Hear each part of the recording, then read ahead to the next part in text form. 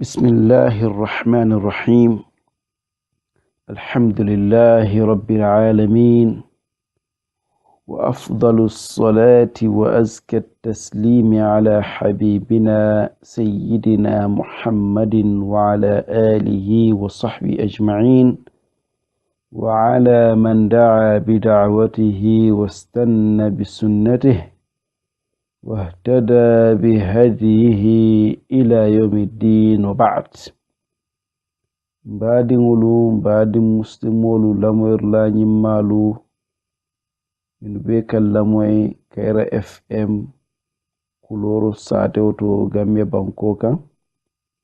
اني مومون دين نيم بروغرامو نين كفتا إما بالبي كوندونا مسلمي على كوندون درولا كافالنكو السلام عليكم ورحمة الله وبركاته. البادي ما باسدي درامي والمرونت على كنجان كوتاكي kontine nakacala min be tending fondinkella lo kawla society o kono akamunta nyin lo kuntambila ni arjuma tambila kaca keta kuwo minna walemu bere konko dunkelu min yalon ko fonnin kellam alayla qissato nati suratul kahf kay tandiroke wal mujmallati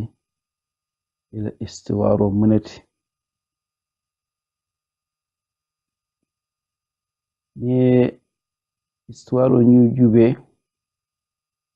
ku jamalem mose min karanje bawo karanta ku jamalle bije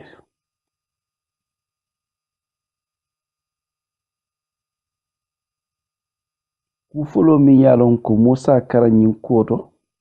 min qissatoto wala mu fonnin kella ko la bunya ala kawle tandije bawo imber konko dunkelu komi ala fonye mankudu nyamin ako fitiya fonnin kella muyti innahum fityatun amanu bi rabbihim wa zidnahum huda min mu fonnin kellede min yalon ko ilimaniyata alala ala naati jiidi kandola ala naata fukotake birin abira kumo fala ako idh awal fityatu ila al-kahf فقالوا ربنا آتنا من لدنك رحمة وهيئ لنا من أمرنا رشدا أكتم منا يفنن كيلو تاتا كونكو تو إيكو ماريو نسو إباتما نيمولا ينسو كاندو فرنا ala afelendi anate kumandi kotake jam fitiya fonnin kyola annu qur'ano kono kuma nanata je isatara Allah subhanahu wa ta'ala abe fende chodi kanjeto ku folo mi alonko alaka chodi jindulato wala mi yinte ko dino la kiliro nyin kilinnem manto kilinnem mon min be limanere ala subhanahu wa ta'ala birinka kuma nuh la alayhi salatu wassalam fukatabu la kila la sallallahu alaihi wasallam fukatabu la nin sayyidina isa alayhi salam na jita nan banko kan ka kiti kila la sarayon yinna nyin kilirlalu be ni annabiyo mulbe ni ajube miri dankuila fonni kelle muyti nin konko dunkelu jube itarta society lo kono society o miyalon ko kafiriyale bije fulan kafiyale bije itolu itarto society sifal kono inata wutu usate kono ka jam fajela bawo akamda ko itol man lafi fulanka fiyara iman lafi kafiriyara fonnin kella muyti yo ni ajube sayyidina Musa alayhi salam fanan fonnin kelle bulata noma Allah dalta Qur'ano kon ako fama amana li Musa إلا ذرية من قومه على خوف من فرعون وملئهم أن يفتنهم عليك ميتان ديجان ولا مومن لمن يا موسى عليه السلام أن دليل كيول من ناتا فو مودان تندين فرعون لمولكونو أندون ومودان تولو يكو فنين كلمويتي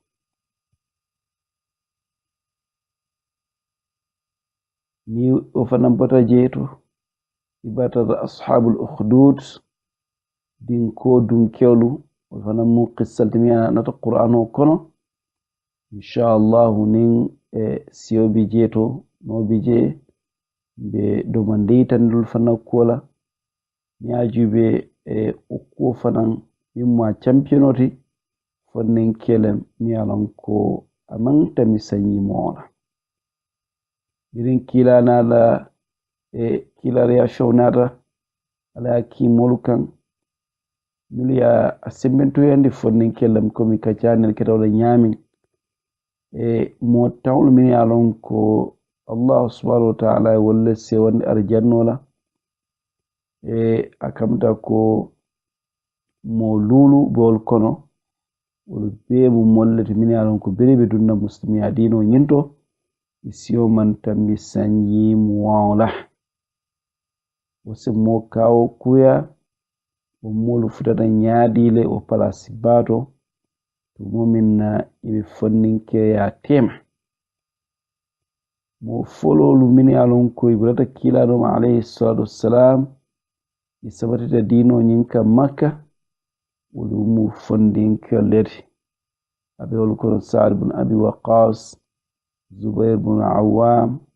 سعيد بن زيد خباب الأرقم بن أبي الأرقم عبد الله بن مسعود رضي الله عنهم بي أني تنونيو جمالو بي مفنن كلر يوني مدينة المنورة فنانجوبي يكون مو فلو ميالونكو أدونتا مسلمي دينور يكو دين ولم كتاب ليتنيغاتو إياس بن معاذ woto yin ber konko dum kewlu mini alonko Allah subhanahu wa ta'ala ila khibaro nati akamta ko alayla kulu warandi bake ayla ko fanan bunya yande al-hafiz ibn kathir rahimahullah birabe itandiro kela nyulla kola Allah subhanahu wa ta'ala ay nyiruman kurka fannin kelle mede Allah subhanahu wa ta'ala amafu mol dollemu idunta ber konko bar ay fatan fansi molen mummo sifalle muyti ala ko fannin kellem ko niyaje alay wo itandi wala mu jama wala multibini alon ko ikatariya kandala silo kan katambi tumando ke balti bawo ke badale ko pura bo kan aka kola bake wato ni ajube kila sallallahu alaihi wasallam ani annabi yo kotolu min bulate noma fannin kellam yo wato makasate kono bir kila nala kila ya shonata mulkan ka mulku bandi dino nyinkan miliye ijinkan ala miliye dankun ala fannin kellam bawo ni ke baljube quraish wol mo fembalu itutule dinol kan itutule kafiri ala kan moma muslimiya ke balkol fumo dantan man siya wala sabu ala ayatan dijan kafugo nyulmu fondin kelleti kudo fanan bi je fanan mi alon ko akumata bake ru sakaran ni qissato to wala minti ko nabitilo jamanola fondin kelu kam molu minu yalon ko ike wolle kulu warandi kila kulu bunya yandi wolmanke wol jamaate muslimati bawo ni bi jube fondin kemi yalon ko iba falayen ko Ronaldo wala Messi wala Michael Jackson amalon wata kila kufe mati yo andum ni nata wala nyininka o fannin kelu iko en ko do wannin fonye ashabul kahf la kodo wala ashabul ukhdud la kodo akamta ko ibe min folen wodo be doyala to wando jama ben kono dol fannin kelu nga do man dinne lo wala kodo lo wala man fiofen lo wala kodo woto o mu bala fa ku balate kila len sahbe balu alen sahbe fannin kelu mientul fannin kelu yinin kila kola nga do man dindindin wollon wala man fello la kodo bani nyininka don kilu lalalla wala min kada dan fulalla wala min mul mere ka fa celebrities jama solla ko wollom ni la tarikh wollom iwura min tole imenta min tole itata min tole inata min tole ifurutal bang imon futu bang din jelle be bulla ika jelle soto sebulo benoma na be kesendi bar ne nyininka ndol fonla molla fonla fonninke kendolla birin mo kotol to wala kilala sahibol to wala milte wote wala mile sawandiro ke jandol fana minala isara ko jama mbeko wollon ando akumata bake pour fonninke o yakamo soto ni yakamo soto yakamo kendo wala ke hammo warandi bar ni ma yakamo soto dron akamta ko o problem woltide to fonninkelu nyanta nyin sahibolu nyin fonninke sahibolu nyanta wolle kelan na yakamolti nyanta kila kelan na yakamoti sallallahu alaihi wasallam bawo kila fon sallallahu alaihi wasallam bir altala wahyo jinlaga awe sangi tanane to mo ay fonninke ya dafa to wolle nyanta kala molti nyanta la kolon na yakela ni mo kanu dron ike yakala to nta fonu la ndala dron na kila kanule ni nyininka kila dingelle babulu wallahi musjelle futu man fello wodo wala la baluwo man fello wodo wodo kanu dasarawolti wala kanola mi alon ko amanto nyaaya nsono mol kono woto yaka nyimma umukuldi mi alon ko fonninkelu mbe hatajiru wala bake ni aje Allah subhanahu wa ta'ala aka nyim fonninkel qissatol nadi qur'ano kono wala minti fo ndol fansay sembulunta nyoya ila se yakala isaje se sabati no nyamina o kummata bake pour ngolong woto kummayata ndol fonninkel ngi ashabul kahf nila ko long kummata bake nila tare kholom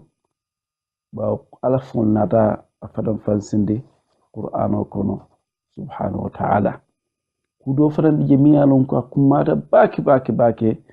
nyulla qissatu wala mulimaniya ka mola palaso cikandile aka mola maqamo warandile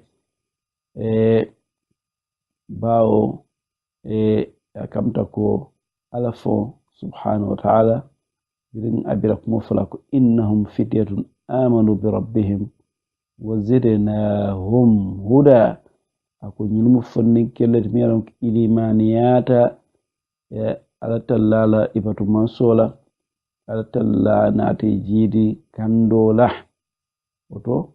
limaniya wala mu kukummati fonnin kewen amanke idan beti walla nafulu jelle be bulu walla be place jumalto wol be man kumaya min kumata imari wala limaniya alala anin limaniya la waro isunno mo kono oto Allah subhanahu wa ta'ala tumina yiluman kuda ko limaniyata la kamta ko abi codindiro ke gan maka flanka fu molle ma mine yalon ko iman limaniya andun iman so alama subhanahu wa ta'ala kamta ala ba fuke na nyun felente ilimaniyata ala la fannin kelo altol dun kam ne batu atul kafiriyat almariyo male ali kodi almariyo lale andun ali alfan waraka altallala ya marulu kabulol noma andun limaniya ban kando ban sababu lewe fanana bawo altallahu innahum fityatun amanu bi rabbihim wa zidnahum huda oto jimmu kulde miyalon ka kummata baki wolem limaniyanin barakendo wolle mu sababoti pour altallahi kando ke moyen wolle mu sababoti fo altallah semantabe on ke moyen bawo altallah ya fo qur'an ayo do kono ako walaw annahum fa'alu ma yu'aduna bih lakana khayran lahum wa ashadda tathbita wa idhan la'ataynahum min ladunna ajran 'azima wa lahadaynahum siratan mustaqima ako nintum kono ye baro ke fenna ye kawanni minna tombi aske khayra bati aske sabatiranti limaniya kan annun tombi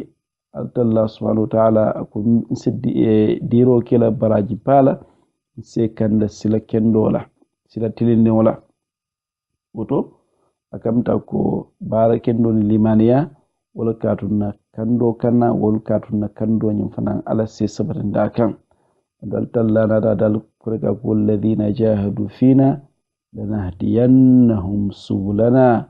mulmini alon ko jihado ke ibatata na kula ibatata na kul noma altallakum bolla kandandila والذي أنا رفع آية فرنك أقول الذين اهتدوا زادهم هدى وآتاهم تقواهم من يلونك إكندتا سيلا كنو لفانيا إسو على نياسيلا وفنانا ودونين بيكا ميتاني ولا ينتكو كندو نمان تابعو من كبو الله سبحانه وتعالى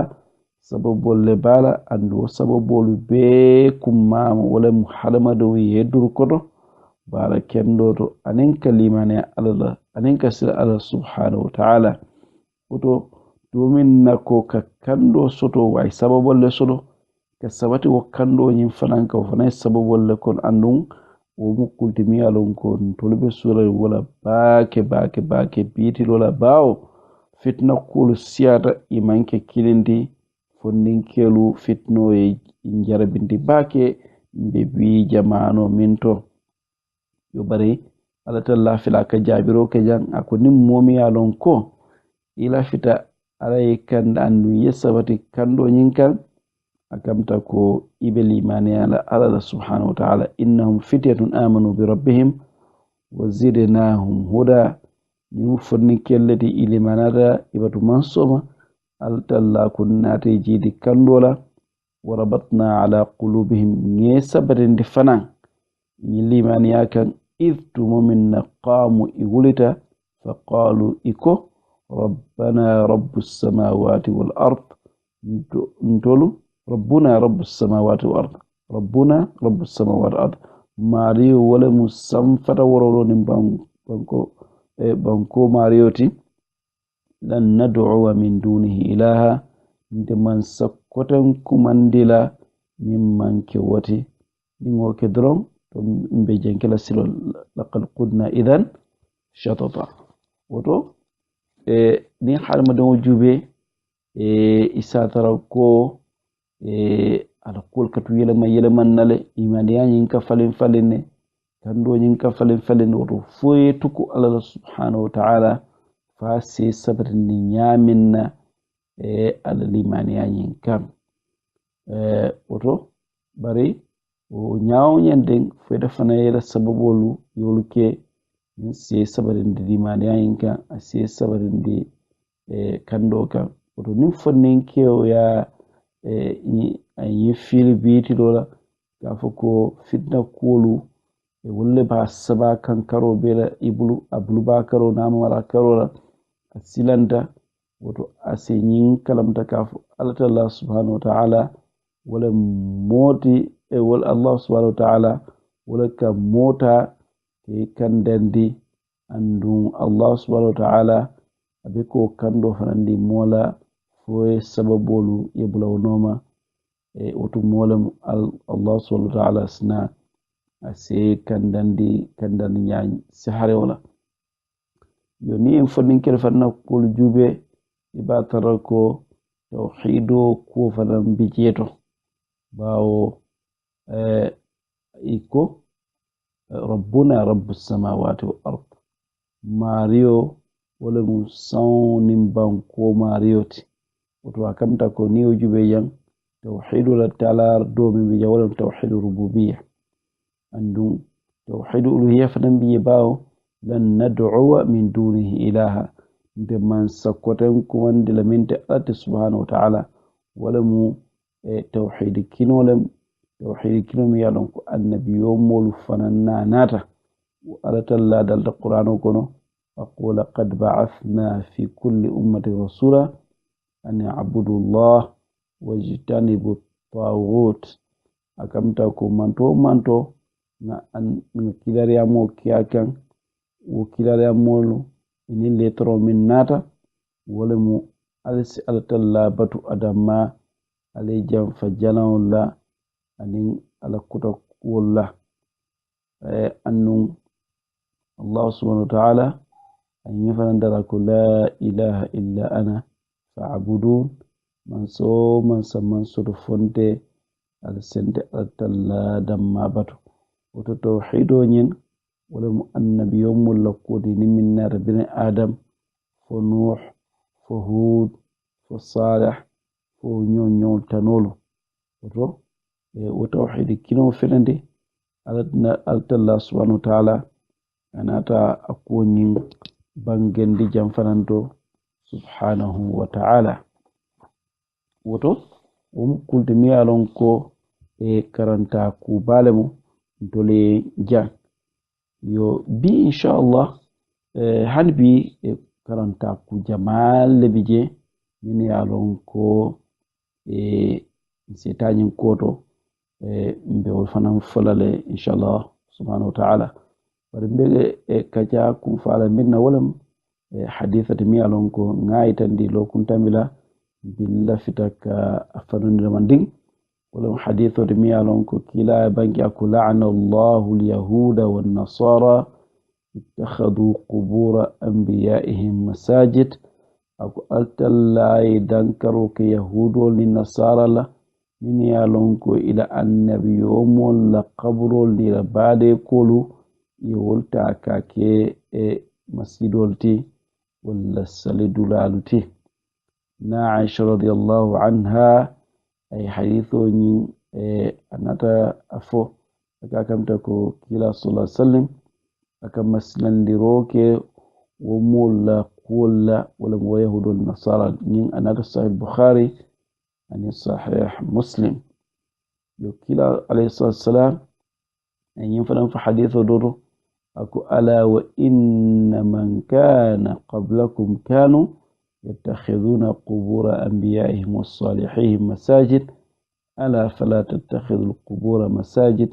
فإني أنهاكم عن ذلك ولم كلاكم مولو ترتنوا أتل نياتو من ناتا جنداتل منا إلى النبي يوم لقبرو نلمو كندو لقبرو يجيلو كي مسيرول دي ولا مسدولال دي كلاكو ألا فلا تتخذوا القبور مساجد الكان كبرول كي مسجدولتي كلاكو فإني أنهاكم عن ذلك بالو فتن دلا ولا woto ni hadithu ye bankendiro ke minna wala moman yanna qabru kol tala wala qabru tala ka yelmandi ka ke masjidoti